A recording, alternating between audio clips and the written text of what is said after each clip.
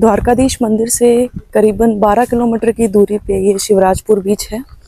और बाहर लिखा हुआ था, मैंने पढ़ा कि ये ब्लू फ्लैग बीच है। ब्लू फ्लैग बीच का मतलब जो एनवायरमेंटल स्टैंडर्ड को फुलफिल करता है हर तरीके से, चाहे वो पब्लिक सेफ्टी हो, एनवायरनमेंट हो, वाटर क्वालिटी हो।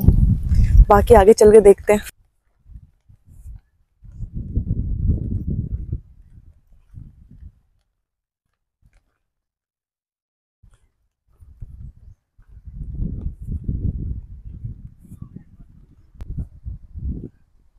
जैसा कि मैंने आपको बताया कि ये बीच ब्लू फ्लैग बीच की कैटेगरी में है और लिटरली ये उसके सारे स्टैंडर्ड्स को पूरा करता है। आई मीन इतना नीट क्लीन।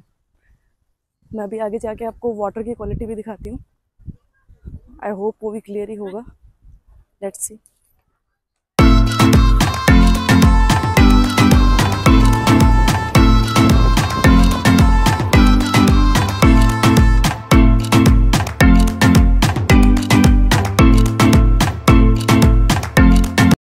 अभी तक जो मैंने बीच देखे हैं उससे थोड़ा अलग है ये। अच्छा एक्सपीरियंस है। सबसे मेन बात नीट एंड क्लीन है, ये सबसे मेन बात है। हाथ पकड़ो यार। ऐसे तुम आगे चलता जाएगा, कहीं से चलेगा।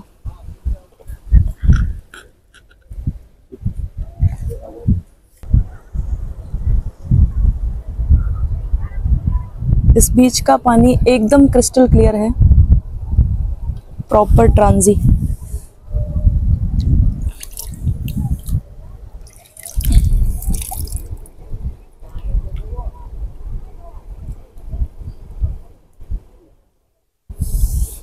अभी लो टाइड है तो हम यहाँ पे बैठ पा रहे हैं। हाई टाइड के समय आई डोंट थिंक सो कि यहाँ पे हम बैठ सकते हैं।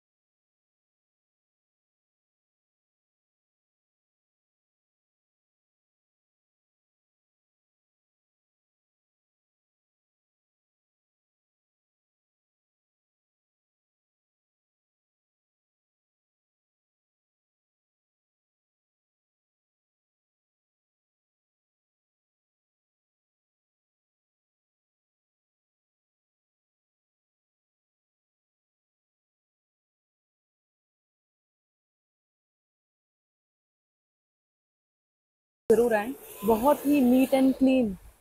और आप देख सकते हैं वाटर एकदम ट्रांजी है। मेरी ख्याल से जो द्वारका आ रहा है उसको यहाँ जरूर आना चाहिए।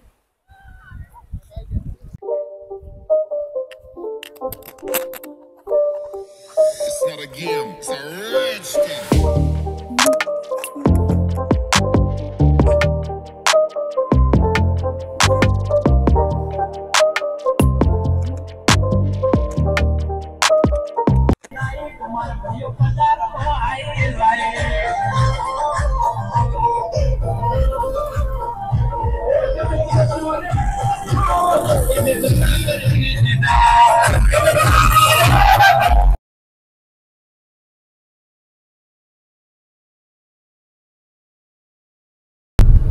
शिवराजपुर बीच के बाद अब हम आ गए हैं रुक्मणी टेम्पल। शिवराजपुर बीच से कुछ 9 किलोमीटर की दूरी पे है।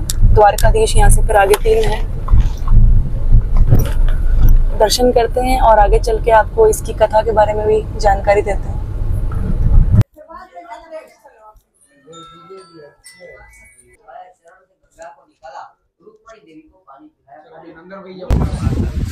माता जी लेटर लिखा था ना भगवान का, वही है बच्चों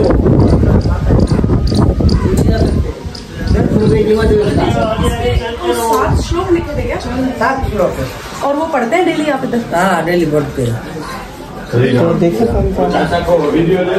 गुजराती है। अभी हम हैं श्री रुक्मणी टेम्पल के बाहर, दर्शन करके जस्ट आए हैं। इस टेम्पल के पीछे की एक छोटी सी कथा है जो बहुत ही इंटरेस्टिंग है, मैं आपसे शेयर करना चाहूँगी।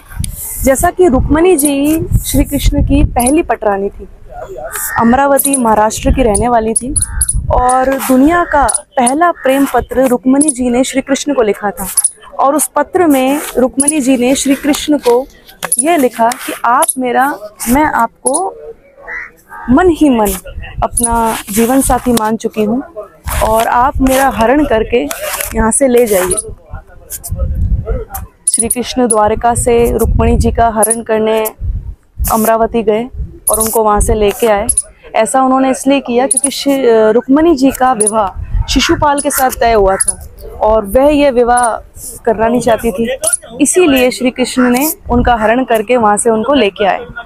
लेकिन कहते हैं कि जब वो उनका हरण करके वहाँ से उनको ला रहे थे तो रुक्मणी जी के मन में अभिमान आ गया कि मैं इतनी सुंदर हूँ, मैं विश्व सुंदरी हूँ कि मेरे एक पत्र पे श्री कृष्ण मेरा हरण करने आ गए। श्री कृष्ण को इस बात की खबर लग गई और श्री कृष्ण ने ऐसी लीला रची कि एक बार ऋषि दुर्वासा को उन्होंने अपने घर पर श्री कृष्ण और रुक्मणी जी ने भोजन के लिए न्योता दिया। ऋषि दुर्वासा ने वो आमंत्रण स्वीकार करा, लेकिन अपनी एक शर्त रखी कि जिस रथ पर वो भोजन करने आएंगे वो रथ स्वयं श्री कृष्ण और रुक्मणी खींचेंगे। और श्री कृष्ण रुक्मणी ने भी वो शर्त स्वीकार करी। तो जब वो रथ लेकर के आ रहे थे तो रुक्मणी क्योंकि पटरानी थी, कभी काम किया नहीं था, तो उन्हें रथ खींचते खींचते थक गई और प्यास लगी।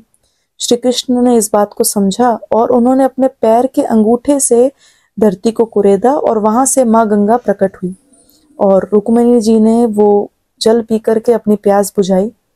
लेकिन इस बात को देख करके जो ऋषि दुर्वासा थे वो नाराज हो गए कि तुमने मुझसे पूछे बिना खुद पानी पिया और अपनी प्यास बुझा ली, मुझसे तो पूछा ही नहीं। तो इस बात से गुस्सा होकर के ऋषि दुर्वासा ने 2 श्राप दिए। पहला ये कि इस क्षेत्र के मतलब आसपास 20 किलोमीटर के आसपास अन्न जल की खेती नहीं होगी, और दूसरा सबसे बड़ा ये कि रुक्मणी जी को 12 साल तक कृष्ण जी के वियोग में रहना होगा, वो उनके साथ नहीं रह पाएंगी। तो इसीलिए जो रुक्मणी जी का मंदिर है जहाँ अभी हम हैं वो मेन द्वारकाधीश मंदिर से 2 किलोमीटर की दूरी पे है। चाहे द्वारकाधीश का ध्वज हो या ये, दोनों पे आप देख सकते हैं सूर्य और चंद्रमा अंकित हैं। और जैसा कि मैंने आपको पहले बताया कि ये इस बात का प्रतीक है कि जब तक सूर्य और चंद्रमा रहेंगे तब तक इन मंदिर का भी अस्तित्व रहेगा।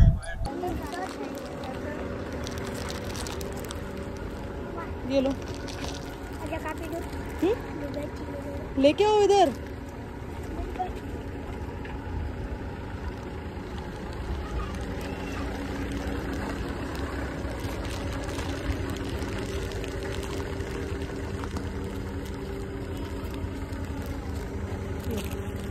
बस बस एक एक ले सकते। तूने ले लिया, बस इतना ही है।